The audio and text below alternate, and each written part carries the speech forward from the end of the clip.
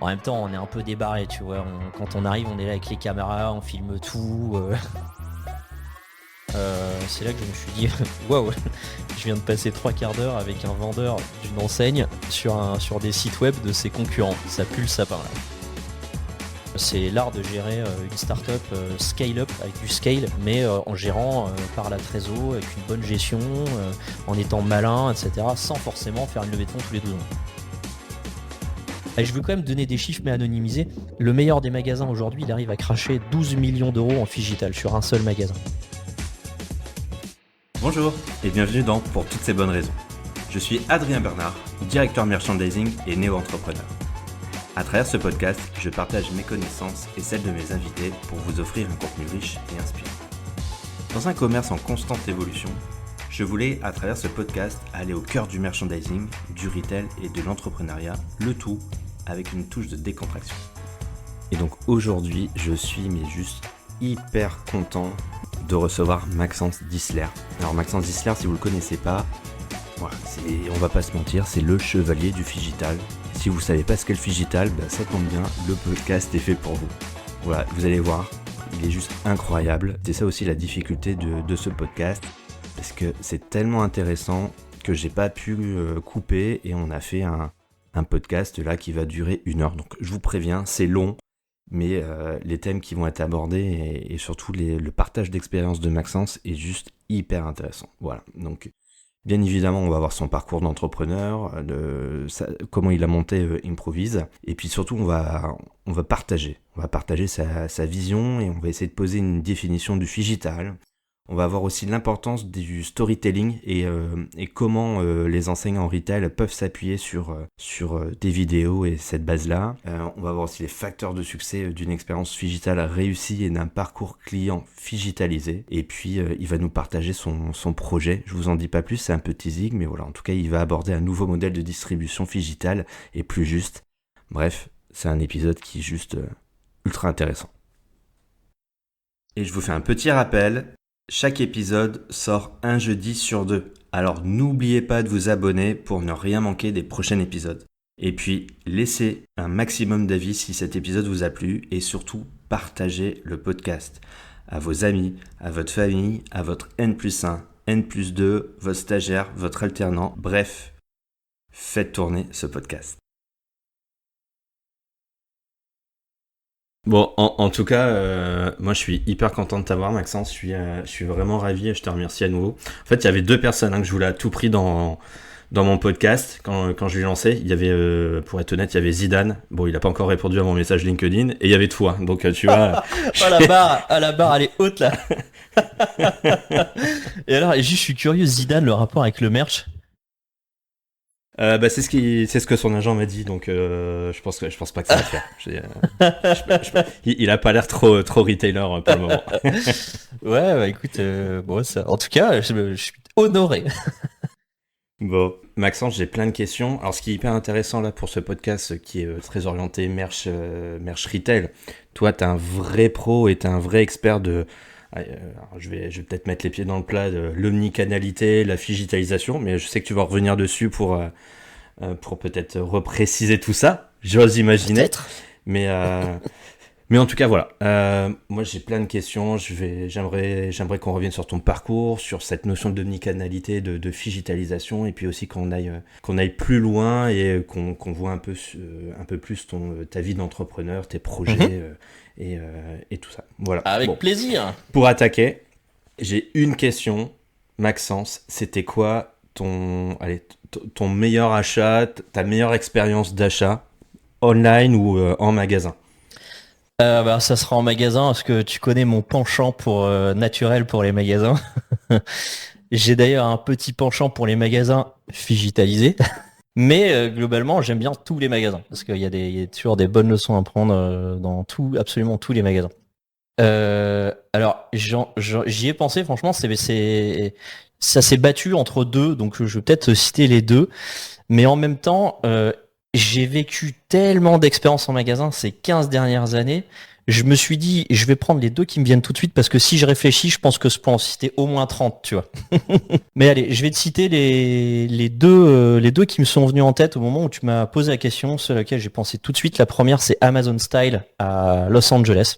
J'ai vraiment beaucoup aimé ce magasin. J'y suis allé pour l'analyser sous toutes les coutures. Et en fait, je suis reparti avec 2 sacs pleins d'habits. Et c'était pas du tout prévu. C'était pas du tout prévu. Donc moi, j'aime bien me faire surprendre comme ça. Pourtant, je suis rodé. Je te garantis on est des spécialistes pour se retenir. Parce que si tu dois acheter un truc dans tous les magasins que tu visites, t'en finis pas. Et là, on est tombé, quoi. Vraiment, on est tombé dedans parce qu'on a kiffé l'expérience. Donc, c'était Amazon Style. On a passé un très très bon moment d'un point de vue personnel, mais aussi professionnel. C'était une excellente découverte. Si tu veux, j'avais beaucoup lu d'articles sur Amazon Style parce que ce concept m'intriguait et j'ai lu tout ce que je pouvais lire. Et en fait, en étant sur place, j'ai pris une énorme claque de plein de trucs que j'avais pas vu, que j'avais pas lu. Tu peux pas lire tant que t'es pas sur place. Et donc j'ai pris une claque personnelle et professionnelle.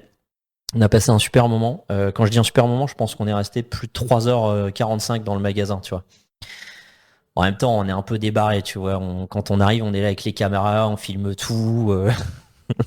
On discute. Tu te souviens combien t'as claqué? Ouais, je crois qu'on a claqué plus de 350 balles quand même.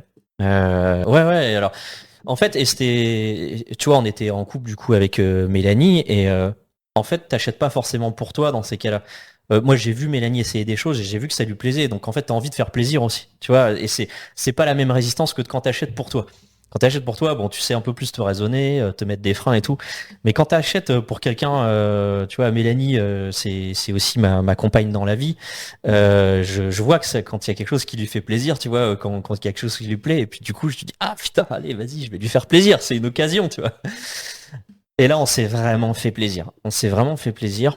Et c'était un chouette moment personnel, alors que je m'y attendais pas du tout, hein. Je m'attendais à être extrêmement déçu par ce magasin. Et non seulement ça a été un très bon moment perso, euh, on a passé un bon moment dans le magasin, on a découvert des chouettes fringues, on a passé un bon moment dans la cabine d'essayage à tester, essayer des trucs. Le truc est trop bien fait en fait. Il est super bien fait, les gens ils sont à fond à ta disposition, les vendeurs ils te conseillent bien. La cabine d'essayage elle est complètement ouf. Tout est fait pour que tu te sentes bien dans ce magasin. C'est vraiment ouf. Et Amazon, on les attendait pas du tout là-dessus, quoi. J'ai vraiment été bluffé. Expérience perso, nickel. Et alors, professionnellement, ils m'ont mis une vraie tarte, tu vois. Ils m'ont mis une vraie claque. Là, je me suis dit, waouh, les mecs, putain, vous avez tapé haut. Et pourtant, tu vois, ils les ont fermés, Amazon Style. Je comprends toujours pas pourquoi ils les ont fermés, parce que pour moi, le modèle, c'était une tuerie. Bref. Donc, c'était la première. Ça fait quoi? C'est un an, je crois qu'ils ont fermé. C'était pas en 2020, fin 2023, quelque chose comme ça? J'ai plus les dates exactes en tête. Le temps se passe trop vite en ce moment pour moi. Mais ça devait être à peu près il y a un an. C'est assez récent. Et bon, il y en avait que 2 des magasins. Mais tu vois, sur tout ce qu'a fait Amazon dans le retail physique jusqu'à présent, le seul truc où je trouvais vraiment un alignement à peu près cohérent avec leur stratégie, c'était Amazon Style. Les autres, c'était à peu près aligné avec leur stratégie, mais mal exécuté. Enfin, excuse-moi, c'est mon point de vue et je partage mon point de vue de manière des fois cash et directe, mais c'est mon style. Je trouvais que c'était très mal exécuté, que ça soit Amazon Bookstore ou Amazon 4-Star, c'était encore pire. Et puis bah l'alimentaire, j'en parle pas trop. C'est juste là, je comprends pas trop leur strat, même si certains m'ont expliqué qu'en fait, bah, le retail alimentaire, c'est des parts de marché importantes et que ça attire les gros. Mais voilà, Amazon Style, pour moi, c'était celui qui avait le meilleur positionnement, la meilleure cohérence, la meilleure exécution. Et ils l'ont fermé quand même. Voilà. Ok. Et le numéro 2 alors? Le numéro 2, c'était Réformation à Londres. C'est une DNVB qui fait des habits à partir de chutes de vêtements, de soie, etc. et qui crée des vêtements haut de gamme, plutôt, je peux pas dire luxe, mais en tout cas très haut de gamme. Tu vois, c'est des robes à 300, 400 livres. Donc tu vois, en euros, ça quand même, ça tape un peu. Et donc l'expérience dans ce magasin était très très chouette là encore. C'est un magasin, on est rentré à Londres, à Notting Hill. Donc déjà le magasin est chouette, mais c'est la première fois que je vois 4 écrans géants, tous utilisés en même temps. Avec des clients qui n'ont pas l'air en train de se forcer, tu vois, ils passent un bon moment sur ces écrans, ils consultent les styles, les looks, ils regardent, etc. Et en fait, ce magasin tourne, c'est harmonieux. Le digital n'est pas un sujet, c'est-à-dire le bon magasin digitalisé, c'est le magasin où le digital s'implante de manière invisible. C'est-à-dire ça devient un truc qui est même plus une question, c'est plus un sujet. C'est dedans, il est là, et c'est même plus un sujet. Les gens l'utilisent, c'est élégant, ça tourne, point. Et donc là aussi, on a passé un bon moment à titre perso, parce que là encore, on devait se rendre à un mariage, donc il fallait qu'on achète une tenue. Donc on s'est fait Ouais. plaisir. Toi, t'as fait plaisir à Mélanie aussi, je le sens. Aïe. Et donc on s'est fait plaisir ce jour-là, on a passé un chouette moment, les vendeuses étaient très sympas aussi, le concept est très chouette, et puis là d'un point de vue professionnel c'est très chouette à analyser aussi. C'est rare, hein, tu vois, là dans le digital tu vois plutôt l'inverse, c'est-à-dire des concepts mal exécutés, mais sans jeter la pierre à personne, hein. Il n'y a pas de mode d'emploi aujourd'hui du digital, il n'y a pas de livre, t'en as des tonnes sur le e-commerce, t'as rien sur le digital. Et donc c'est plutôt l'exception que la règle. Le truc où tu arrives et waouh, putain, le digital super utilisé, part de chiffres importante, puis c'est élégant, l'expérience client est bonne, les gens ils ont le sourire, ils sont contents, voilà, bravo quoi. Moi j'applaudis dès demain. Bon, du coup, comme je l'ai dit, hein, t'es un expert du digital. Est-ce que tu peux revenir et nous expliquer un peu ton parcours, ce que t'as fait ces dernières années, ton background? Pouah. Eh ben écoute, à la base, moi j'étais programmé pour bosser dans le e-commerce et le digital. J'ai fait une école d'ingénieur. J'ai fait cette école en me disant je vais faire ma carrière là-dedans tellement ça me passionne. J'étais vraiment passionné de tech. Je suis passionné de tech depuis que je suis très très jeune. Je me suis vite passionné pour le digital et je suis rentré là-dedans. J'ai fait les débuts de ma carrière là-dedans. Euh, j'ai bossé à Paris pendant peut-être 5 ans dans une startup qui est passée de 10 personnes. J'étais le 10e salarié à 100 personnes en 4 ans. J'ai connu, tu vois, une startup de l'intérieur qui s'appelle d'ailleurs encore Brand Sonic, qui était extraordinaire par un patron qui est un mec en or, qui est l'un des pionniers du bootstrapping en France. C'est l'art de gérer une startup scale-up avec du scale, mais en gérant par la trésor, avec une bonne gestion, en étant malin, etc., sans forcément faire une levée de fonds tous les 12 mois. Donc moi je viens de là et en fait il y a 15 ans je vis en magasin une expérience client catastrophique. Je vais acheter des instruments de musique dans un magasin, le vendeur ne trouvant pas ou moi ne trouvant pas ce que je cherchais, je demande naïvement dans quel autre magasin je peux aller me diriger. C'était un Milonga, ça doit te parler. J'allais te le dire. J'imagine que t'étais du côté de Villeneuve. Ouais, c'était à Villeneuve-d'Ascq, Milonga, qui a été racheté par Cultura. Et en fait, ce vendeur, quand je lui ai demandé dans quel autre magasin je pouvais aller, il me fait, bah, allez, venez, on va aller regarder sur Internet. Et du coup, au début, ce qui était censé être, on va aller regarder les magasins dans lesquels ça pourrait être, bah, ça s'est transformé en 3 quarts d'heure de conseils sur des sites web, sur le e-commerce. Le mec était super sympa. Et en sortant de là, c'est là que je me suis dit, waouh, je viens de passer 3 quarts d'heure avec un vendeur d'une enseigne sur des sites web de ses concurrents. Ça pue le sapin là. Ça sent le sapin à mort. Et en fait, c'est ce jour-là, je me suis dit, ouh, mais le, c'est, ça me paraît pas normal qu'un magasin se retrouve dans une situation où frontalement, elle peut pas se battre à armes égales avec des sites web. En fait, c'est impossible. Tu as des entrepôts gigantesques avec des gammes importantes, et là, le magasin, c'est pas possible d'avoir ça. Tu peux pas avoir des gammes gigantesques en magasin. T'es limité par tes murs, par tes stocks, par tes rayons. Et c'est là que je me suis dit, il faut que le digital vienne se rentrer dans le match, dans l'équation. Et c'est ça qui m'a fait vibrer. Je me suis dit, on va essayer de bosser sur moi, j'ai appelé ça la bonne grosse mise à jour, quoi. On va essayer de mettre à jour le modèle de magasin, un modèle économique de magasin qui est le résultat du mariage entre le meilleur du physique et le meilleur du digital. Et ça fait 15 ans que ça me passionne. Ça fait 15 ans que ça me passionne. Donc en fait, je suis un mec qui a jamais fait de retail, qui s'est passionné, mais littéralement pour le retail, pour tous les sujets du retail. Et quand je dis tous, c'est beaucoup, peut-être pas tous, quoi, mais vraiment, j'ai touché à beaucoup de choses. Et donc j'ai monté Improvise avec cette volonté de créer un modèle de magasin qui soit plus expérientiel et surtout qui puisse se permettre de s'appuyer sur des outils digitaux pour vendre des produits qu'on ne peut pas physiquement avoir présents en magasin. Ok, bon du coup on revient quelques années en arrière, tu dis tiens je vais lancer Improvise, je veux décloisonner le retail physique et le web. C'est qui entre guillemets tes premiers clients ou Ou t'es bêta-testeur?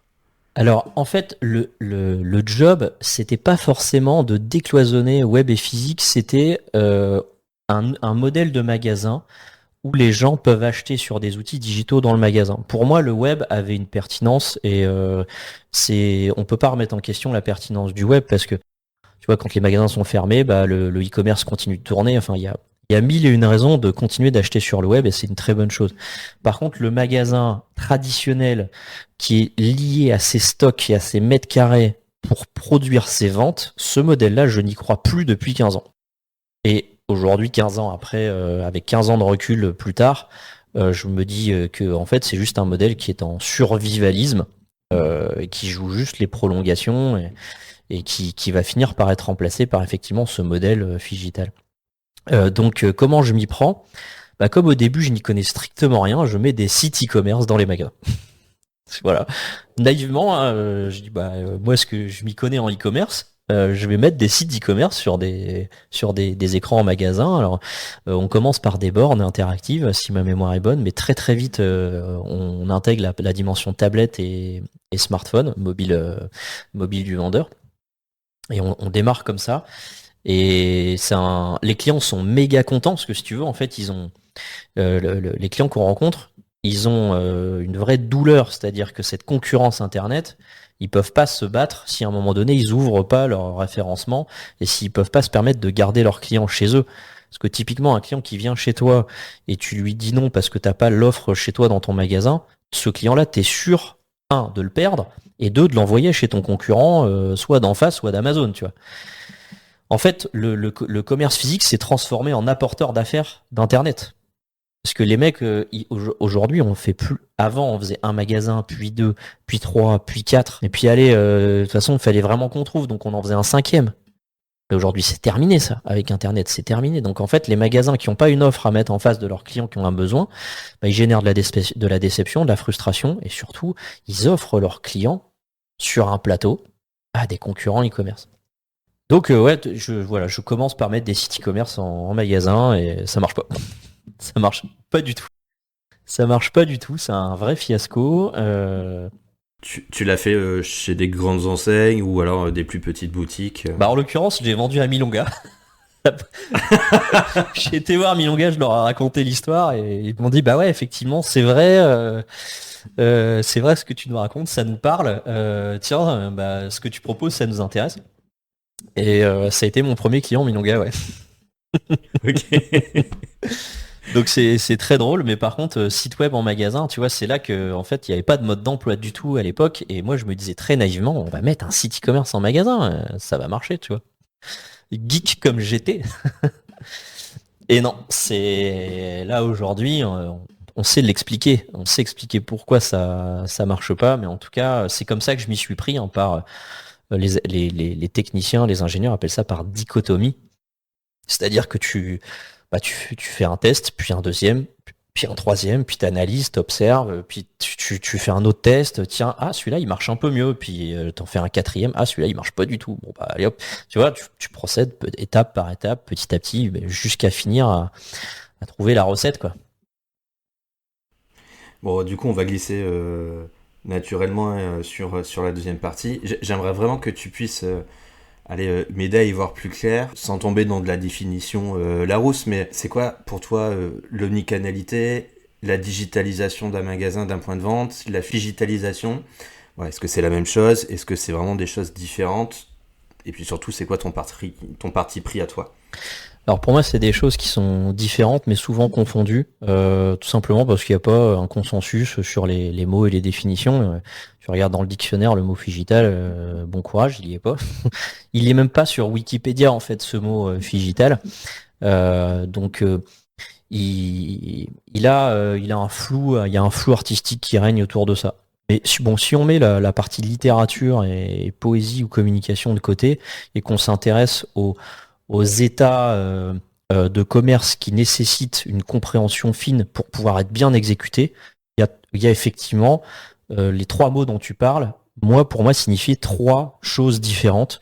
que tu dois savoir maîtriser si tu veux réussir ta boîte dans le commerce.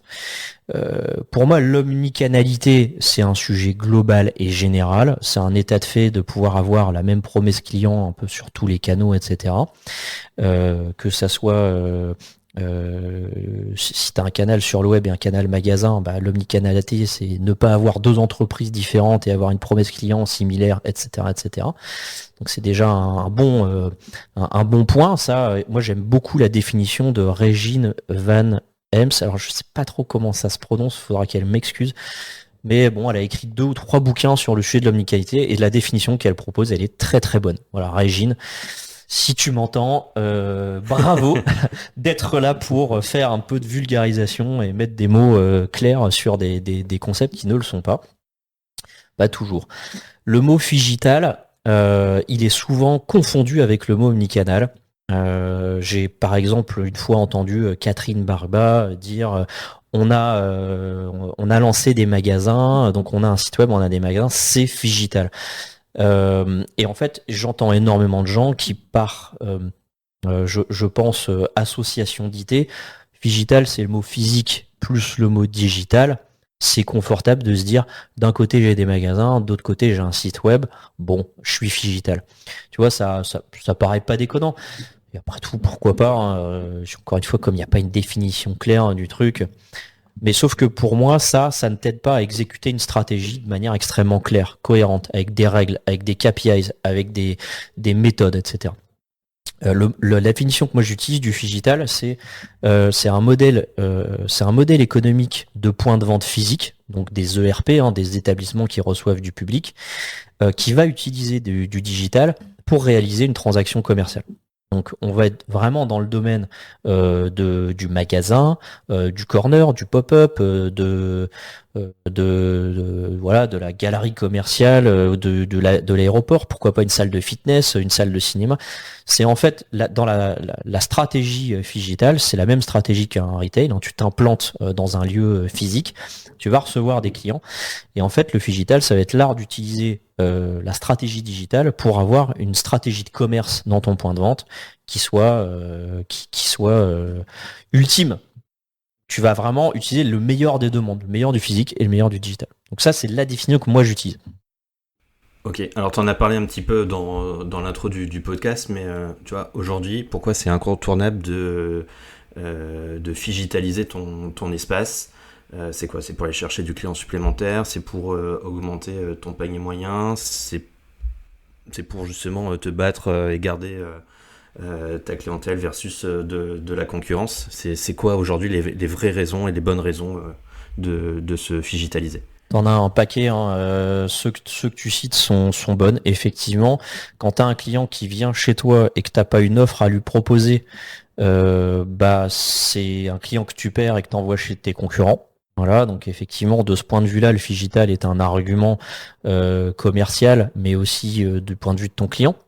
D'autant plus sur des commerçants spécialisés. Un commerçant spécialisé, le client qui se déplace jusqu'à chez toi, c'est parce qu'il pense qu'il va trouver chez toi ce qu'il cherche. S'il trouve pas, est-ce que tu es vraiment si spécialisé que tu le dis, tu vois?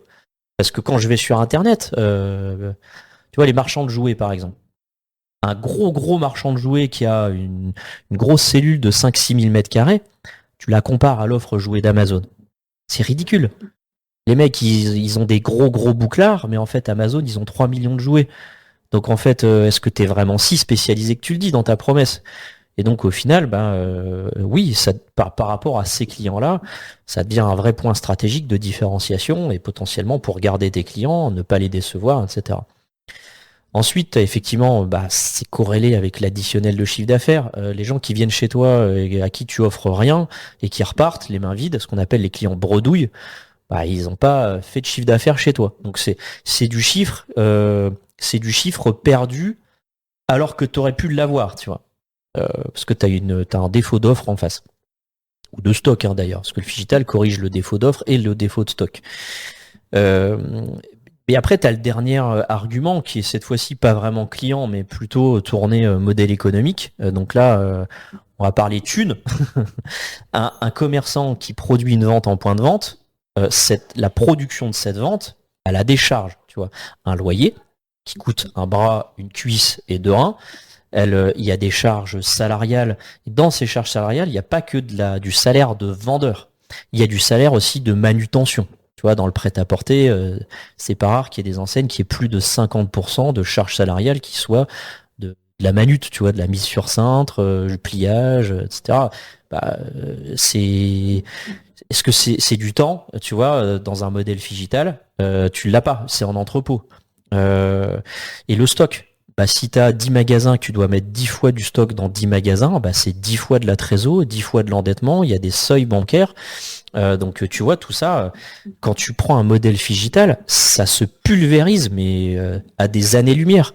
Parce qu'en fait, les loyers, c'est les loyers d'un entrepôt, 30 fois moins cher qu'un loyer commercial.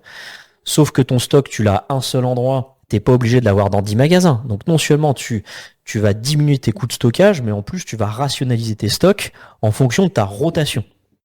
Et donc là, déjà, rien que là, je te parle en millions d'euros pour certaines enseignes. C'est même des dizaines de millions d'euros. Ensuite, les charges salariales, quand tu mets des stocks en magasin, c'est ce temps salarial-là, tu l'économises dans le Figital, puisque c'est mis en entrepôt. C'est pas non plus les mêmes niveaux de salaire, et c'est en plus rationalisé parce que tu as déplacé le stock une fois en entrepôt sur des palettes, point. Voilà, c'est du picking, c'est pas du tout les mêmes charges que mettre des produits en rayon, etc., où tu dois faire du facing. Puis en termes d'espace, ça prend beaucoup plus d'espace. Le magasin doit être beau, il doit être joli, il doit être accueillant, il doit être bien achalandé. Un entrepôt, ça doit juste bourriner, tu vois. Donc quand tu compares les deux, on compare pas, tu vois, 2 modèles de magasins proches. On compare le jour et la nuit, tu vois. Donc là, on parle juste d'argent, de modèle économique. Mais à un moment donné, tu vois, ça va faire comme Uber. Ce modèle-là va détruire le modèle traditionnel. Tôt ou tard. Plutôt tard, parce qu'en fait, le retail est quand même une industrie qui est très lente à mourir, si je puis dire. Ça met du temps. Et il y a quand même des boîtes qui s'adaptent très bien. Moi, je cite souvent en exemple Decathlon et Ikea, surtout Decat. Decat, ça fait 15 ans qu'ils font du Figital et ils le font super bien. Super, super bien. Et je peux vous dire qu'en termes de chiffres, ça dépote aussi. Mais bon, là, c'est confidentiel et tout, mais ça dépote grave, quoi. Et je veux quand même donner des chiffres, mais anonymisés. Le meilleur des magasins aujourd'hui, il arrive à cracher 12 millions d'euros en Figital sur un seul magasin. Pas Decat, là je cite sans nom. Le record, c'est 80%. C'est un magasin qui fait 2 millions d'euros. Il fait 1,6 million en Figital. Ça paraît complètement fou, voilà, mais c'est la réalité d'aujourd'hui. Et ça, des exemples comme ça, j'en ai vraiment des dizaines. Et là, c'est quoi enfin, tu vois, si on reprend parcours client, si on remet un peu la casquette merch, c'est quoi les différents points de contact qui peuvent exister pour un magasin ou un point de vente Figital? Est-ce que de ton expérience, tu as pu aussi déterminer des zones plus ou moins fortes pour faire ces relais? Est-ce que c'est l'entrée? Est-ce que c'est plutôt du fond de rayon? Est-ce que c'est, je sais pas moi, une zone avec plutôt opérationnel? Voilà, c'est quoi ton rétex là-dessus? Alors pour moi, on va partir du problème que résout le Figital, et plutôt des 2 problèmes que résout le Figital. Parce qu'en fait, tu vas implanter ton merch pas de la même manière en fonction déjà du problème que tu résous, mais aussi de la typologie de produit, etc. Donc on va partir de la racine. Le premier problème que résout le Figital, c'est le storytelling des produits. Un produit, ça ne parle pas. Tu vois, je prends l'exemple d'une DNVB comme Asphalt. Je pense qu'il y en a quand même pas mal qui connaissent. En fait, le jean Asphalt, quand tu regardes la vidéo, elle t'impacte d'une certaine manière. Voilà, moi je sais que je le fais dans toutes mes masterclass, je peux te dire qu'elle impacte très très bien. C'est une masterclass cette vidéo. Tu prends le jean Asphalt dans un magasin, plié ou pendu sur un cintre, c'est pas du tout la même impact. Mais radical, c'est pas une différence. Tu prends un mec qui a vu la vidéo Asphalt il y a 1 an, même il y a 6 mois, même il y a 5 jours, l'impact, mais si tu la divises par 10, c'est un jean en fait, ça devient un jean. Et des produits comme ça, tu peux prendre n'importe quel produit qui existe. C'est très très rare de trouver un produit dont le storytelling n'a pas d'impact sur la vente. Et les DNVB l'ont très bien prouvé, les Kabaya, les grains de sale, Il y en a tellement à citer. Tu regardes sur Instagram les gars qui créent leur boîte et qui arrivent à faire plusieurs dizaines de millions d'euros en ayant créé une startup 100% web. Les gens, ils vendent pas des objets, ils vendent des mots. Et donc, en fait, tu vois, le premier problème que résout le Figital, c'est un problème de storytelling, parce que paradoxalement, quand un client est en magasin et qui passe devant un produit, il va avoir une perception qui va être celle d'une boîte, celle d'un produit posé dans un endroit d'une étagère, une fringue posée sur un cintre. La différence d'impact et l'émotionnel, elle est colossale par rapport au type de contenu que tu trouves sur Internet. Et ça, bah déjà, le premier problème que résout le Figital, c'est de rassembler au moment où le client est face à ton produit, eh ben, ce contenu qui a une utilité dans la vente, dans la décision d'achat, dans l'impact ou la perception du prix, au moment où il y en a le plus besoin. Voilà. Donc, tu as des produits, tu vois des couches pour bébé, potentiellement, c'est un achat basique. Non, ça n'a pas d'utilité. Par contre, la tablette de chocolat Grand Sale, elle a une très très belle histoire. Là, ça a de la valeur de mettre ce storytelling en avant, parce que tu vas drastiquement impacter tes ventes en mettant ce storytelling en avant.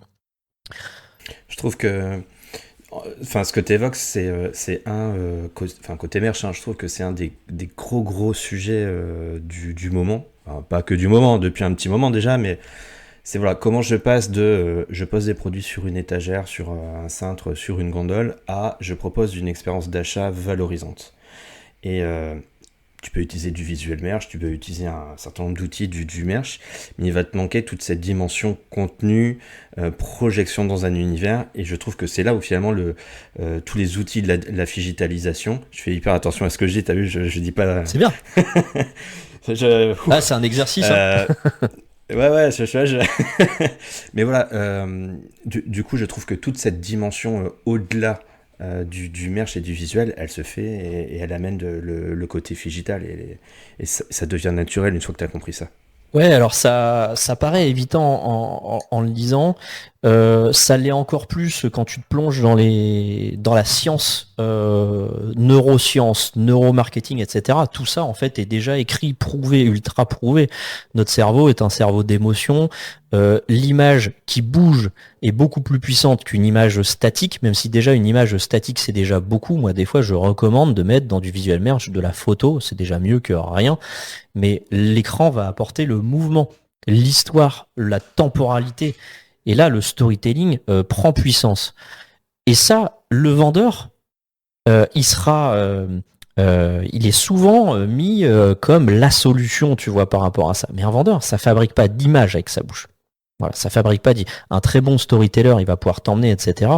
Mais à un moment donné, l'impact qu'ont les images sur la projection, l'impact, etc., tu vas juste augmenter, décupler la force de ton discours de vente. Voilà. Le vendeur va donc être dans une situation idéale pour faire sa mise en scène. La vente, c'est du théâtre, c'est de la mise en scène. On a des produits qui sont là, tu les découvres, tu sais pas qui c'est, tu sais pas ce que c'est. Par contre, si derrière on te raconte le petit film qui va bien pour t'expliquer d'où ça a été produit, la philosophie qu'il y a derrière, mais c'est ça que t'achètes au final. T'achètes une histoire, et c'est comme ça avec tout, sauf les basiques, bien sûr.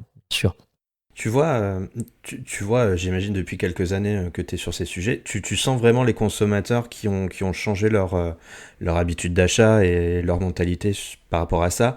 Tu vois, il y a quelques années, j'imagine, allez, je sais pas, il y a 10 ans quand tu as lancé, bon, ça semblait peut-être pas naturel d'être en magasin et comme tu disais, d'aller sur un site web. Aujourd'hui, ça fait partie peut-être d'un réflexe. Tu sens vraiment les consos qui ont complètement changé? Alors oui et non, dans le sens où en fait, que ça soit il y a 15 ans, ça marchait. Hein. Déjà il y a 15 ans, on avait des clients, ça marchait super bien, il n'y avait pas de sujet, etc. On a encore chez nous un Improvist des clients qu'on a signés la première année de la création de la boîte et qui sont encore là aujourd'hui. Et ça marchait déjà à l'époque en fait. Ça marchait déjà à l'époque. L'évolution qu'il y a eu du consommateur, c'est que tu vois l'arrivée des TikTok, Instagram, etc. a rendu en fait ce genre de contenu-là connu de tous. Et en fait, le fait que ça soit normal, maintenant, ça nous plonge dans notre normalité, ça crée une attente, en fait. Ça crée une attente, c'est-à-dire que du coup, ce qu'il n'y avait pas en magasin avant devient encore plus vide. ça devient encore, et cette attente, c'est ce qu'on appelle une attente latente, c'est-à-dire que le consommateur, il en a même pas conscience, c'est-à-dire qu'il va en magasin depuis toujours, il n'y a jamais eu de contenu vidéo en magasin, le storytelling, c'est un peu le truc, pour moi, c'est le grand oublié du retail traditionnel, c'est ce qu'on appelle donc une attente latente. Pourquoi je dis latente? Parce qu'en fait, tu as déjà des magasins que j'ai sourcés, dont je parle souvent dans mes masterclass, qui mettent en place ce storytelling via des écrans. Decat en fait partie.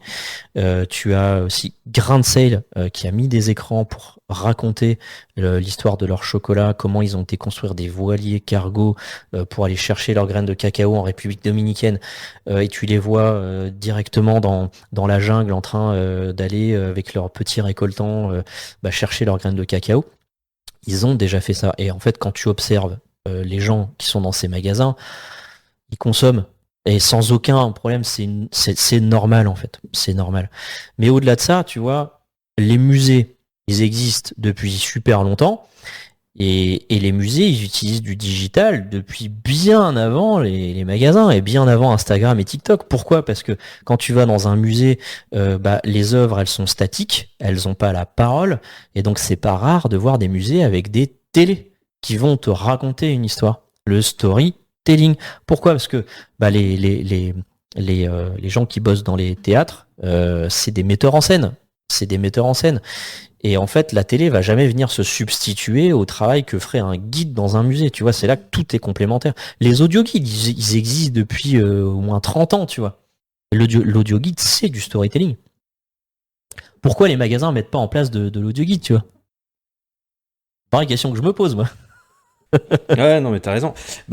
Là aujourd'hui, finalement, les moyens que tu as dans un magasin à disposition, c'est quoi? T'as les écrans, t'as éventuellement des bornes, et j'ose imaginer en plus le prix que ça doit coûter. T'as quoi d'autre? T'as les QR codes, Ouais. t'as les vendeurs aussi. Ouais, Est-ce que toi, tu le considères aussi comme un outil de bien digitalisation? sûr, ouais, c'est le vendeur, c'est un outil essentiel de la digitalisation, bien sûr. Tout à fait, ouais. C'est dans l'équation, c'est comme si tu demandais à une raquette de tennis de gagner un match. Tu vois ce que je veux dire? C'est à un moment donné, il faut qu'il y ait quelqu'un qui la tienne, tu vois, la raquette. Bon, et le QR code, ça marche? Ouais, dans certains cas. Alors c'est un sujet moi qui m'a obsédé pendant pas mal d'années. Parce que je suis quelqu'un de têtu et j'ai misé sur les QR codes au début. Je me suis dit ça doit marcher, il n'y a pas de raison. Donc je me suis entêté pendant 7 ans à les faire marcher jusqu'à comprendre et à m'intéresser au comportementalisme. Et en fait, t'as des QR codes, t'as une recette en fait pour qu'un QR code marche. C'est une recette comportementale. En fait, il te faut 3 ingrédients. Il faut que déjà, il faut que tu aies un téléphone qui soit chargé, qui ait du réseau et que tu puisses l'utiliser. Parce que si t'as donné ton téléphone à ton enfant de 5 ans parce qu'il en peut plus d'être en magasin, tu peux pas scanner. Donc, il faut avoir la capacité de scanner un QR code. Ça paraît être un détail, mais tu vois, je me suis retrouvé dans des magasins Decat ou même ça m'a fait rigoler chez Maison du Monde.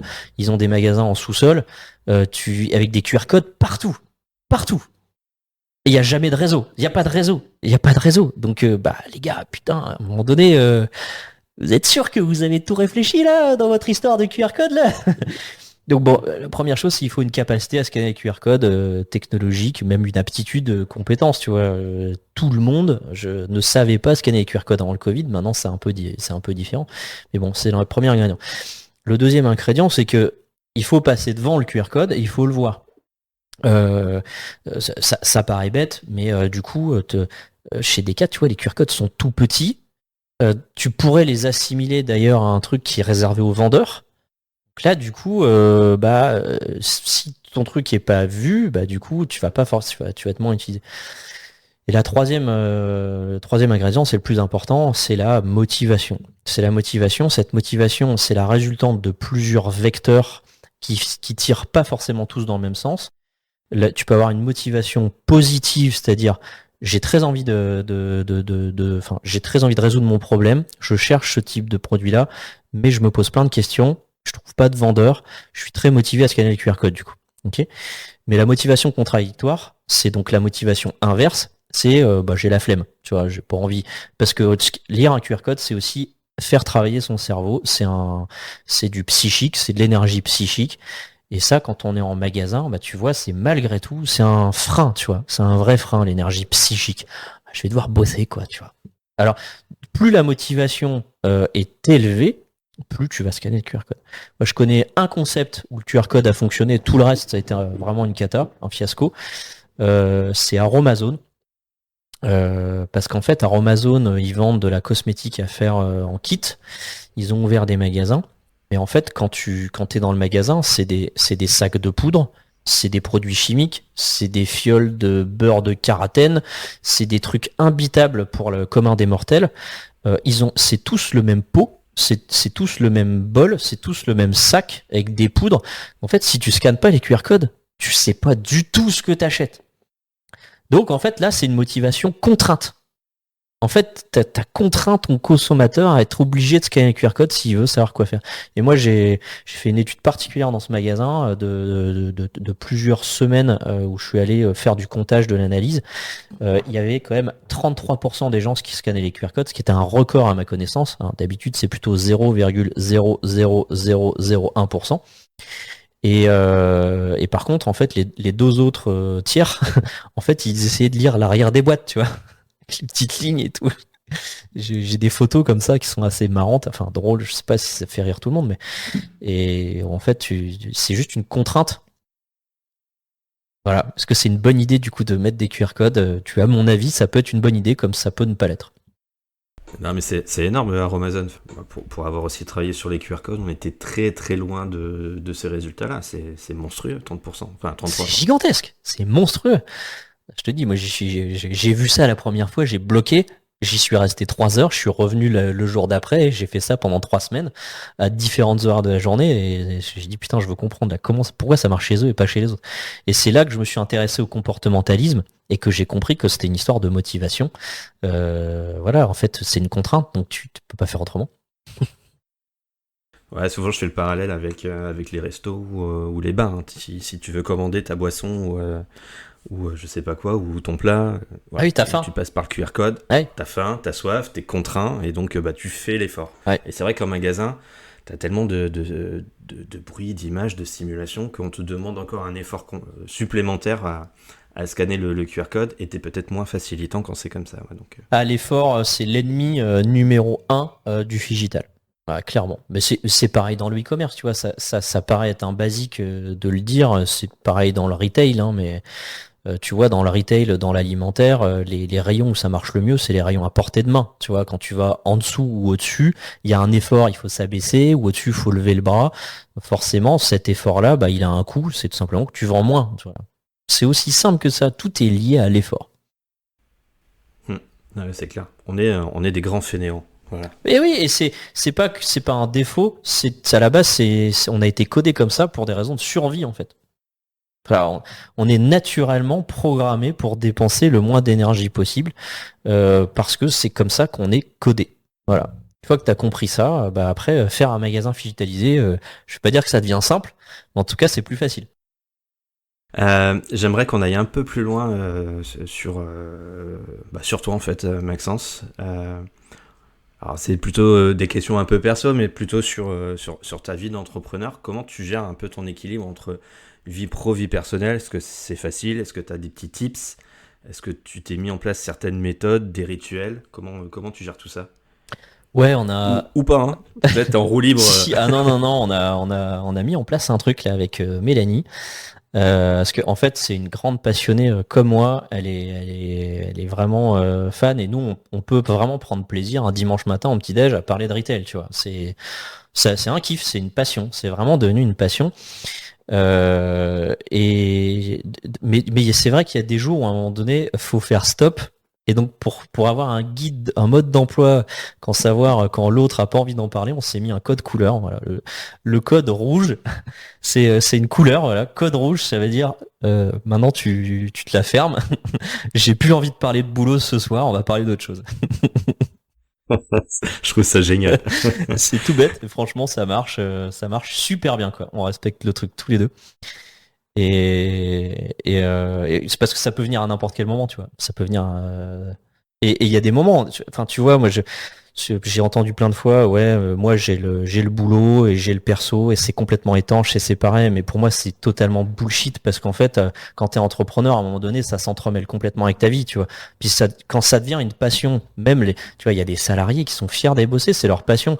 Moi, je me rappelle quand j'étais dans ma boîte Brainsonic, je bossais des fois jusqu'à 3 heures du mat parce que je kiffais ça, tu vois. Et donc c'est pour ça que ce code couleur, moi je trouve que c'est bien parce qu'au moins tu l'actives quand on a besoin et ça marche. Voilà. Bon, vous êtes combien chez Improvise? Équipe étendue, on est une trentaine parce qu'en fait on a un noyau dur dans l'équipe et puis il y a des gens avec qui on bosse quasiment tous les jours, des prestats, des gens qui sont autour de nous, des conseils, etc. Ouais, donc on est une trentaine dans l'équipe.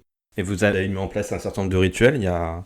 Ouais. On a depuis le Covid, on a mis en place le lundi matin un petit point météo de 30 à 45 minutes. Pourquoi ? Parce qu'en fait, on a mis en place du télétravail tout de suite à l'arrivée du Covid et ça c'est jamais parti. On a remis en place par contre quand ça c'est revenu à peu près un monde normal, on a remis en place des jours en entreprise parce qu'on s'est rendu compte qu'il y avait des gens en fait qui se sentaient pas bien chez eux seuls, tu vois. Il y a des gens qui étaient à deux doigts pas du burn-out, mais en tout cas qui se sentaient vraiment pas bien de cette solitude. Et tu vois, ce moment à la machine à café où tu peux discuter, avoir des autres autour de toi, il est vachement important. Donc on a recréé 2 jours obligatoires à la boîte. C'est le mardi et le jeudi. Sinon, le lundi, mercredi, vendredi, c'est home office. Et donc le point météo, c'était à la base le point pour lancer la semaine, c'est un point social où tout le monde se parle, chacun prend la parole et raconte un petit peu ce qu'il a fait la semaine dernière, les enjeux de sa semaine, et s'il y a des besoins d'aide, bah on va les évoquer à ce moment-là. Tiens, on a eu tel problème sur tel sujet, j'ai besoin d'aide là-dessus. Mais au moins tout le monde se parle pendant le point météo et surtout tous les services différents. Que chez nous, on a aussi bien des ingés, des gens d'infra, que des spécialistes du magasin, du merch, voire des créateurs de vidéos, tu vois.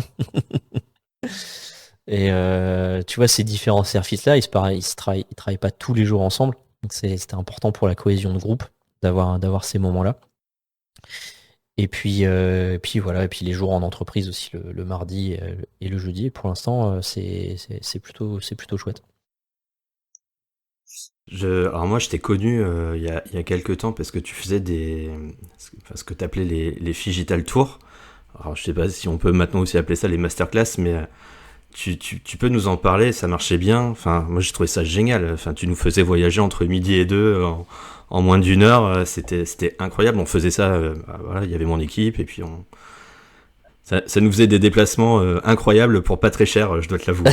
Inspirant pour pas cher. Ah bah c'est cool, je commence par dire d'ailleurs que c'est fini, c'est la fin, on a officialisé hier, on a fait un mail aux 4000 personnes qui sont venues ces 3 dernières années faire des store tours avec nous, que c'était la fin.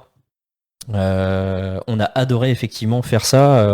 En fait, depuis 15 ans, on parcourt le monde entier, aller analyser les magasins sur le terrain, aussi bien des magasins qui mettent en place du digital que n'importe quel type de magasin.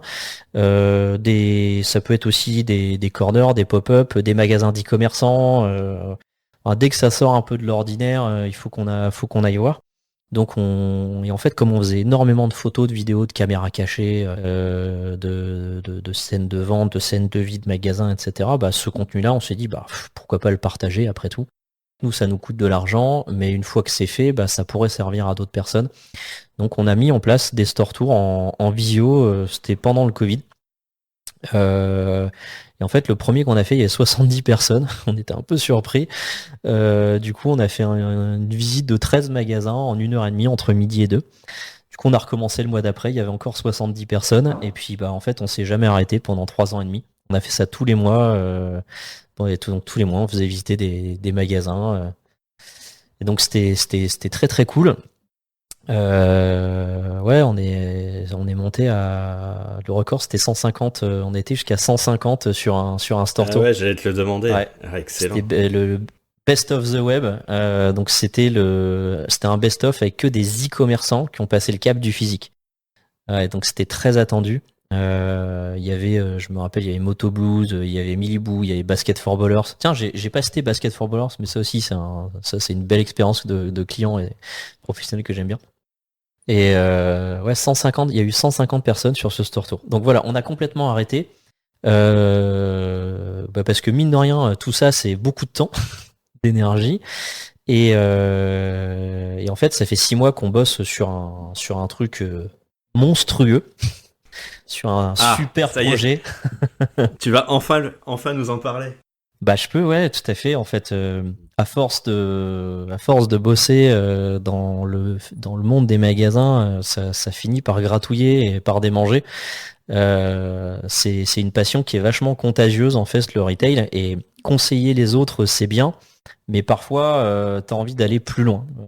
Souvent, t'as envie d'aller plus loin, donc ça crée quelque chose qui alimente, ouais, une envie un peu insatiable de passer aux commandes, tu vois. Et en fait, Ouais. il y a un an, à force de faire des store tours, parce que par ailleurs, je faisais aussi beaucoup de conférences.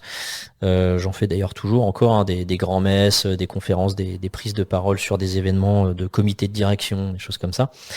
On a organisé des réunions de travail avec des marques digitales, mais engagées. Voilà, avec Mélanie. Dans notre vie, on a toujours été très sensible à ça. Et on avait envie de faire quelque chose d'engagé, ce qui est pas forcément faisable avec nos propres clients qui sont des distributeurs. Et donc on a rassemblé un groupe de travail, de réflexion autour du retail, de ces marques en leur disant bah voilà, qu'est-ce qu'on peut faire pour vous aider et surtout comment, c'est quoi les différents pain points que vous rencontrez dans votre stratégie de distribution. Parce qu'après tout, ce que vous faites, c'est bien, tu vois, des asphaltes, il y avait des grains de sale, il y avait des Yai Paris, et en fait, ces belles marques-là, on a fait tout le travail de décortiquage des grains de sable sur la route de leur développement. Bon, sur la partie e-commerce, c'était pas le cœur du sujet, mais on a quand même évoqué le coût d'acquisition qui ont explosé, qui remettent sérieusement à mal le modèle des NVB, et qui a mis en fait en exergue l'importance d'avoir fait ça à ce moment-là, qui était le bon. Hein. Parce que il y a un an, c'était le sujet brûlant, le retail, en fait, pour les DNVB. Vu que les coûts d'acquisition explosaient, il fallait trouver des nouveaux relais de croissance et surtout de la rentabilité. Donc le retail était le sujet sur la table prioritaire. La difficulté d'une marque digitale à se déployer dans le retail, c'est que soit tu passes par des canaux qui sont déjà organisés, que des revendeurs ou des dépôts-ventes, des concept stores, soit tu le fais toi-même, et quand tu le fais toi-même, ça coûte une fortune. Voilà, le coût d'entrée pour aller faire sa propre boutique, il y a assez peu de marques qui peuvent se permettre de l'atteindre, même s'il y en a beaucoup qui le font. Il y a quand même 800 DNVB qui ont ouvert un point de vente l'année dernière. La Ouais. scalabilité, enfin le coût d'entrée, il est quand même sacrément élevé. Les loyers coûtent une fortune, il faut tout de suite des salariés pour couvrir toutes les amplitudes horaires, et donc il faut atteindre un volume de vente minimum pour pouvoir être rentable. Ceci dit, l'avantage de faire ça, c'est que tu vends en direct au consommateur. Donc déjà, c'est toi qui récupères la totalité de la marge. De deux, c'est toi qui gères ton expérience client et donc qui va gérer ta satisfaction client de H que Z. Donc c'est très très très, c'était très intéressant. Les canaux revendeurs, les gros pain points des canaux revendeurs, c'est que c'est extrêmement cher en marge. Une marque, elle y laisse très rapidement plus de 50% de sa marge. Ça va jusqu'à des 70%. Et ça veut dire qu'en gros, si tu as une marque qui explose, qui cartonne parce que tu as un produit génial, tu fais une super com, et que ça cartonne du coup chez tes revendeurs, bah, la majeure partie de la valeur qui a été créée, elle va dans la poche du revendeur. Et ça, tu vois, ça c'est forcément un frein parce que du coup, ce qui te reste pour vivre, c'est pas grand-chose. Et de deux, généralement, le storytelling qui est important pour ces marques-là pour réaliser des ventes dans des bonnes situations, bah, chez les revendeurs, voilà, le produit se retrouve sur une étagère, quoi. J'exagère un tout petit peu, mais c'est souvent, tu n'auras jamais chez un revendeur la même type de contenu que tu as sur Instagram au moment où le client il est devant ton produit, quoi. Voilà, j'ai jamais vu chez un vendeur en magasin sortir son téléphone, aller sur l'Instagram de la marque pour montrer les contenus, pour expliquer pourquoi c'est bien, etc.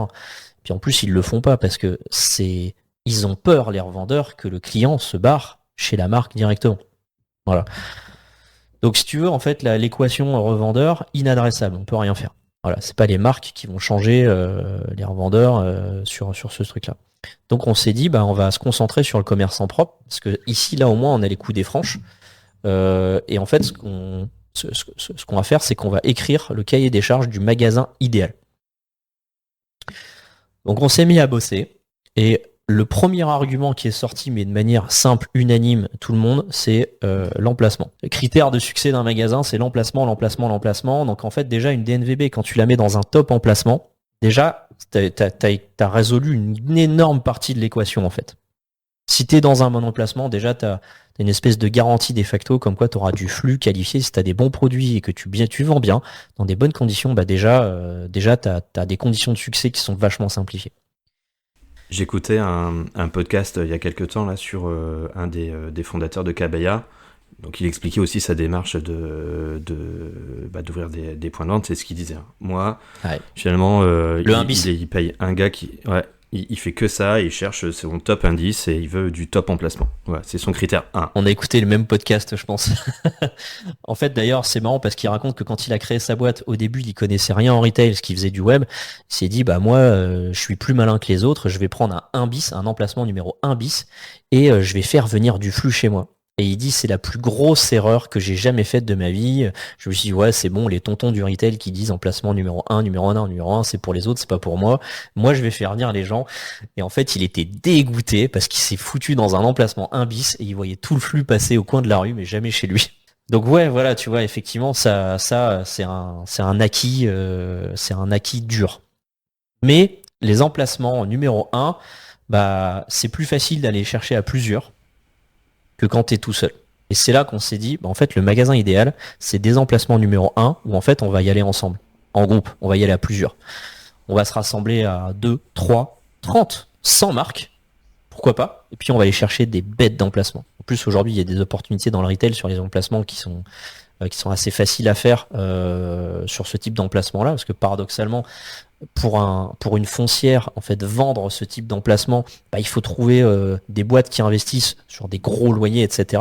C'est plus facile de trouver 100 marques qui vont se prendre 1% de ce loyer-là, que d'en trouver une qui va prendre 100% du risque, tu vois. C'est beaucoup plus facile. Donc, on va aller chercher des emplacements numéro 1, on va le faire tous ensemble. 2, on va mettre dans cet emplacement-là la meilleure expérience client possible qui déchire tout. Et ça, c'est du Phygital. Parce que les marques du collectif sont toutes des marques qui savent raconter des histoires, qui ont compris l'importance de mettre leurs produits en situation, de voir, d'avoir des images pour comprendre à quoi servent les produits, pour donner envie de se les approprier, etc. Et ces marques-là, elles ont du contenu de folie. Tu vas voir sur leur Insta, toutes ces marques DNVB, elles ont du super contenu. Et en fait, t'imagines un concept de magasin qui est entièrement basé sur ce contenu-là, déjà, t'obtiens une folie. C'est-à-dire que les gens, ils vont venir dans le magasin, et en fait, ils auront accès à plein de produits, mais aussi, à chaque fois, au storytelling du produit, sans faire aucun effort. Du coup, là, pour le coup, ce sera des écrans, il y aura des systèmes de boutons, des techniques qui sont issues de la muséographie, etc., qui ont déjà été mises en place dans le retail, nous qu'on a déjà vu fonctionner, cartonner par ailleurs, donc on sait exactement où on va. Et le deuxième point, c'est on veut pouvoir offrir du choix. Un magasin crée une contrainte de non-choix, parce que du coup, les revendeurs ne vont acheter qu'une partie de ta gamme, en général les meilleures rotations, et du coup, au final, ils vont mettre en magasin, ils vont implanter uniquement tes bests. Donc au final, le consommateur, il a l'impression d'avoir du choix, mais en fait, c'est comme si tes parents, ils avaient choisi les fringues de ta garde-robe. Toi, tu as l'impression de choisir les fringues que tu vas faire utiliser pour t'habiller, mais à la fin, c'est quand même pas toi qui as choisi, tu vois. Et donc là, dans ce magasin, on va y mettre du choix, exactement comme sur Internet. Donc, c'est-à-dire qu'il y aura des produits exposés, tu pourras voir, les toucher, etc. Tu pourras repartir avec, mais tu auras aussi 100% de toute de tout ce que savent faire ces marques-là. Je prends un exemple avec une marque qui s'appelle Atelier Loupiote. C'est une jeune DNVB, Made in France, qui fait des luminaires qui sont absolument magnifiques. Et en fait, ces luminaires-là, déjà, ça prend une place importante quand tu veux bien les exposer en magasin. Donc du coup, le Figital là, apporte déjà du visuel, de mise en situation qui est beaucoup plus impactant qu'une boîte en carton posée sur une étagère. Mais de deux, en fait, ils ont plus de 100 refs en fait. Tu vas jamais mettre 100 refs en magasin. Mais toi, en fait, Adrien, ou peut-être, je t'ai pas demandé d'ailleurs si t'étais marié ou si t'avais une femme, etc. Je garde le mystère, tu vois, je suis un homme mystérieux. En imaginant que tu sois marié, peut-être que les goûts de ta compagne, en fait, c'est pas les produits qui sont en magasin. Peut-être que c'est un autre produit qui est pas là. Et chez un revendeur traditionnel, du coup, ta femme n'aurait pas ce choix de pouvoir choisir ce qui lui plaît. Et dans ce concept de magasin qu'on est en train de sortir, ce cahier des charges qu'on a rédigé du magasin idéal, il y a du choix il y a tout le choix qui est possible. Et en fait, ce cahier des charges, il était tellement génial qu'on s'est dit c'est bon, vas-y, on va l'ouvrir ce magasin, on va le faire. Et donc on a choisi un emplacement numéro 1 à Lille, sur la Grand Place. On peut pas mieux choisir, sur la Grand Place à Lille. Ah ouais, non, tu peux pas mieux faire en fait. Et on vise une ouverture en septembre. Voilà. Au début, on était combien de mètres carrés ? On est 170 mètres carrés. Au tout début, dans les groupes de réflexion, on était 4 ou 5 marques. Le temps de faire le cahier des charges, de boucler complètement le dossier, de lui donner quelque chose de concret, de mettre en place un studio d'agencement design qui nous fasse un parcours client génial, de tout roder, de mettre en place, de trouver un emplacement, etc. On a commencé à en parler il y a 1 mois et demi, complètement sur des réseaux off, c'est-à-dire bouche à oreille, amis, un peu d'Insta, etc. En 1 mois et demi, on est passé de 5 à 60 marques. Et on a lancé la com. Tu peux en citer quelques-unes ? Ouais. Et alors, il y a des marques comme Pimpan, il y a des marques comme Grain de Sel qui sont très connues. Pimpan, ils font partie de qui veut être mon associé. Et puis, tu as aussi des plus petits créateurs qui sont moins connus, mais qui ont des produits qui sont des tueries. Tu vois, tu as Le Cuisinier Français, par exemple, qui fait un couteau de cuisine, mais pliable, qui est d'une qualité extraordinaire.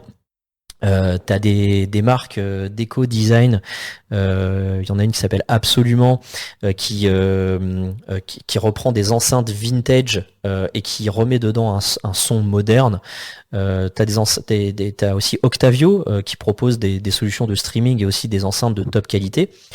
Enfin voilà, t'en as un paquet. Il y a alors BoTT Lingerie aussi, j'espère que je prononce bien le nom de sa marque, qui sont aussi des DNVB très très chouettes dans la place.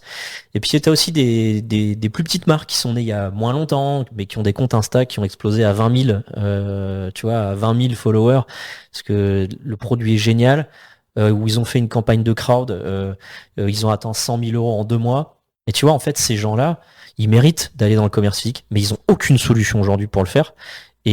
Ou alors, ils vont chez des revendeurs et ils se font assassiner sur la marge. Et du coup, ils arrêtent parce que non, mais c'est bon. Ouais, ça tient pas, économiquement, c'est chaud. Et en fait, on a créé le premier magasin où les marques vendent en direct. C'est-à-dire que ce qu'on a créé, c'est un collectif où chacun vend en direct, sauf que tout est géré de manière uniforme. C'est des vendeurs qui seront du coup formés pour être des Roger Federer du Figital. Mais du coup, c'est des vendeurs à toi ou c'est la marque qui va envoyer ses propres ventes ? Ça fait partie de l'organisation du collectif qui s'appelle Place des Patronnes d'ailleurs. Alors patronne, c'est un peu le terme français qu'on a trouvé le plus proche de celui de DNVB. Tu vois, DNVB, c'est un terme américain. Il y a personne qui comprend vraiment ce que c'est en France. Enfin, en tout cas, Madame Michu.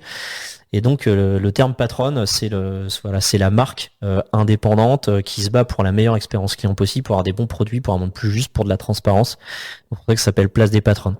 Et donc dans ce concept-là, il y a une association au centre qui va gérer tout ce qui est mutualisé, un petit peu, tu vois, comme dans les cabinets de médecins où tu vas avoir plusieurs médecins indépendants, puis il y a une asso qui va venir prendre le loyer et qui va mettre en place une secrétaire. Là, c'est le même principe, sauf que on gère le loyer, la force de vente et toute la partie digitale, donc les meubles, les écrans, la solution technologique, etc. Tout ça est mutualisé et réparti au prorata entre ce que chacun a besoin de prendre pour pouvoir bien vivre et bien se développer. C'est énorme. C'est donc début septembre, c'est ça, si j'ai bien noté. Ouais. Alors si Martine Aubry nous entend, la date exacte dépend de la mairie de Lille, puisqu'on a déposé tous nos dossiers, etc. pour les travaux, et là maintenant ça dépend plus de nous. Donc si elle nous entend, ouais, nous on aimerait bien ouvrir en fait pour la braderie 14 septembre. Donc voilà, je leur dis, Martine Aubry, pensez à nous. Mettez-nous un bon petit coup de tampon. De sources sûres et sérieuses, elle écoute le podcast, donc le message est passé, Maxence. Génial. Ça devrait le faire. Merci Martine alors. Non, en vrai, je sais même pas. Je pense pas que ça soit elle qui gère le truc, tu vois, mais il y a un service urbain quelque part qui gère tous les dossiers de sécurité, les dossiers d'enseigne, etc. Et voilà, je sais qu'on est en juillet-août aussi, donc s'ils nous entendent, allez-y, mettez le tampon. Bon, du coup, moi, ce que je te propose, c'est...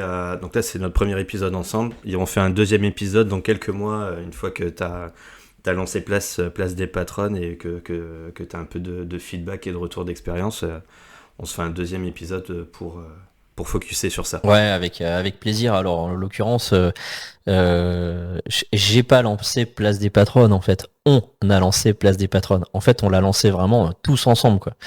Et c'est ça qui est génial, c'est que c'est pas une boîte qui fait ça pour elle. Là, on fait ça parce qu'on a trouvé une manière de faire du commerce de manière physique qui soit, d'une certaine manière, un peu plus juste dans la répartition de la valeur, plus équitable, qui soit mieux pour le consommateur. Parce qu'au final, le fait de pouvoir venir en magasin, découvrir des top marques comme ça, il y en a certaines qui sont jamais dans le retail, mais qui sont des pépites.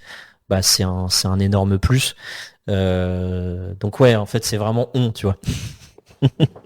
Donc on reviendra pour le deuxième épisode de Place des Patronnes. Voilà. Et puis en parallèle on lance une chaîne YouTube pour raconter un peu toutes les étapes de la construction de ce magasin. Là il y a une première vidéo qui est sortie dimanche. Il y en aura plein d'autres et on veut vraiment raconter tout ce qui se passe à l'intérieur. On va aller jusqu'à diffuser les chiffres dont on a le droit de communiquer. On n'aura évidemment pas le droit de communiquer les chiffres des marques et ça c'est normal. Par contre le volume d'affaires de toute la boutique, tu vois, ça on va le faire. On va aussi communiquer le nombre de personnes qui passent devant la vitrine, le nombre de personnes qui rentrent. Alors, on est en train de créer un ovni, un retail. Et on souhaite aussi créer une patronne académie, voilà, pour aider des boîtes à mieux performer, à mieux s'équiper, tu vois, sur tous les plans. Que ça soit le plan déjà commercial, mais pourquoi pas merch. D'ailleurs, peut-être que tu pourrais faire partie des coachs, tu vois, de l'émission. Pourquoi pas financier. Tu sais, il y a des marques qui naissent parce qu'elles ont juste un talent extraordinaire, mais elles n'ont pas la compétence financière pour établir un business plan, une stratégie de financement, etc. Donc ouais, ça c'est carrément dans le tube, mais ouais, y a Patron Academy, ça sortira aussi. Vous avez déjà à peu près une petite idée d'objectif de volume d'affaires un peu cible ou c'est encore un peu trop tôt? Vous avez posé des ambitions? Ouais, on a une idée, si tu veux. En fait, des magasins traditionnels sur ce type d'emplacement, on sait à peu près combien ils font de chiffre d'affaires dans les alentours. Tu vois, il y a un maison, pas un maison du monde, il y a un Nature et Découverte qui est juste en face. Donc on a des idées. Là où on n'a aucune idée, c'est que on est un concept avec du phygital. Donc on a une part d'objectif qui est de réussir à faire minimum 50% de chiffre d'affaires en phygital. Donc en fait on a fait 3 hypothèses, voilà, la pire, la meilleure. Ce que je peux dire c'est que la pire de toute façon elle est au moins au minimum égale à un magasin traditionnel, voilà. Donc non en fait elles sont quand même très optimistes parce que l'énorme avantage, c'est que dans les 60 marques, t'as aussi quelques très beaux tracteurs, t'as des super belles marques qui ont une belle histoire. Et ça, aujourd'hui, les gens d'aujourd'hui, ils aiment ça, les histoires. Ils ont envie de ça. Ils ont envie d'histoire, mais surtout qu'on les bullshit pas. Tu vois, les pubs à la télé, moi je ne peux plus la regarder, ça m'insupporte. Là, ces gens-là, quand tu regardes leur Insta, la plupart du temps, c'est eux qui font leur contenu eux-mêmes, tu vois. C'est plus authentique, c'est plus naturel, et c'est ça que les gens ils veulent aujourd'hui, plus d'authentisme, plus de naturel, et voilà, c'est ce qu'on va faire. Donc ça va cartonner, voilà, c'est écrit. Bah écoute, j'en doute pas, mais c'est vraiment un super projet, donc c'est top. En tout cas, j'ai hâte d'être à la braderie et de passer une tête, parce que je sais que vous allez ouvrir en temps et en heure, donc ça c'est cool. Bah oui, parce que Martine écoute ton podcast. Par contre, s'il y a des gens qui nous écoutent et qui connaissent Martine, allez-y, hein. On veut bien son numéro. On le mettra dans les commentaires sur LinkedIn, voilà. Bah, il y a aucune raison qu'elle bloque ce genre de projet, tu vois. Je pense que le commerce en centre-ville, je vais pas dire qu'elle a tout fait pour essayer de le développer. Je le dis un peu avec le sourire, mais ça devient quand même une vraie préoccupation, tu vois, des instances politiques, le commerce en centre-ville. C'est une vraie préoccupation. Là, on apporte aussi de ce point de vue politique-là quelque chose qui en plus, ça vient redynamiser les centres-villes. Deux, c'est avec du commerce responsable. Et trois, avec du développement social, économique et solidaire, tu vois. Il y a quand même dans les DNVB, on a des DNVB qui font travailler des ESAT, qui font travailler des jeunes en réinsertion. On a des histoires, mais qui dépotent. Ouais, je pense que tu vois, c'est toutes ces bonnes raisons qui me font dire que ça va cartonner début septembre. À toucher du bois, on l'espère. J'ai hâte. Maxence, je vais être honnête, je suis un peu embêté. En fait, le problème avec toi, c'est que dès que je te pose une question et que je t'écoute, je peux t'écouter pendant des heures parler de retail Ouais. et tout ça. Donc, je pense qu'au début, on s'était mis une ambition là, de faire un podcast de 40 minutes. Là, je pense qu'on a explosé les compteurs. Donc, Va falloir que tu cut, hein. ouais, de ouf. Allez, je vais te proposer de poser la conclusion, parce que Ouais. souvent, dans les épisodes, je pose la conclusion, mais elle est jamais aussi bien que celle de mes invités. Donc, j'ai envie de te laisser le mot de la fin. Écoute, moi j'ai une conclusion à te proposer, c'est que je me suis passionné pendant 15 ans pour le monde du commerce physique. C'est un monde auquel j'ai acquis la certitude que c'est un monde extraordinairement puissant pour du développement commercial, et absolument pas un monde qui est en train de mourir, même si aujourd'hui tous les traditionnels tirent clairement la longue. C'est un monde qui est extrêmement fort et riche en potentiel. Mais par contre, il faut réinventer quelque chose qui soit adapté au monde d'aujourd'hui. C'est exactement ce qu'on est en train de faire.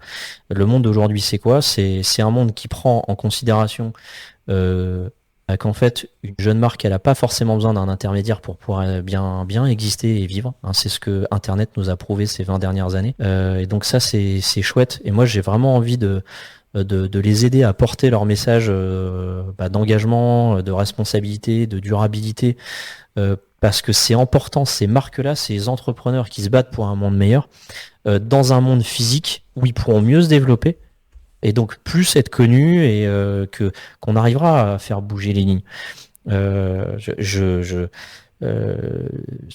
En fait, pour moi, on tient un nouveau mode de distribution physique avec un intermédiaire en moins, mais un intermédiaire qui a pas forcément le RSE, tu vois, en priorité absolue, tu vois. Alors que là, ces marques-là, c'est leur priorité, c'est leur ADN. Donc il suffit juste de les mettre dans le bon tremplin, et on va y arriver. Donc au-delà de notre projet là qu'on est en train de porter avec ce collectif, je pense que c'est l'avenir du retail qui est en jeu. Et l'avenir du retail, c'est trouver un système qui fait que les jeunes marques sur Internet, mais aussi des marques plus développées, elles puissent trouver des relais de croissance qui soient sains, bons, et où elles se font pas absorber 80% de leur marge par des revendeurs de manière plus ou moins justifiée, tu vois. Donc ouais, c'est surtout ça, tu vois. C'est cette conclusion, c'est battons-nous pour un commerce meilleur, et pour ces marques qui le méritent vraiment. Qui méritent de se développer dans des conditions qu'elles méritent. Top. Écoute Maxence, je te remercie beaucoup. Et puis je te dis à très bientôt alors. Bah ouais, avec plaisir. Franchement, merci pour l'invitation, Adrien. Et puis abonnez-vous à son podcast, les gars, parce que ça va dépoter.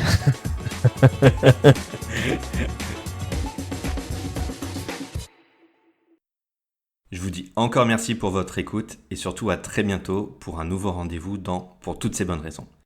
D'ici là, prenez soin de vous, prenez soin de vos linéaires et continuez à nourrir votre passion. Et je vous fais un petit rappel, chaque épisode sort un jeudi sur 2. Alors n'oubliez pas de vous abonner pour ne rien manquer des prochains épisodes.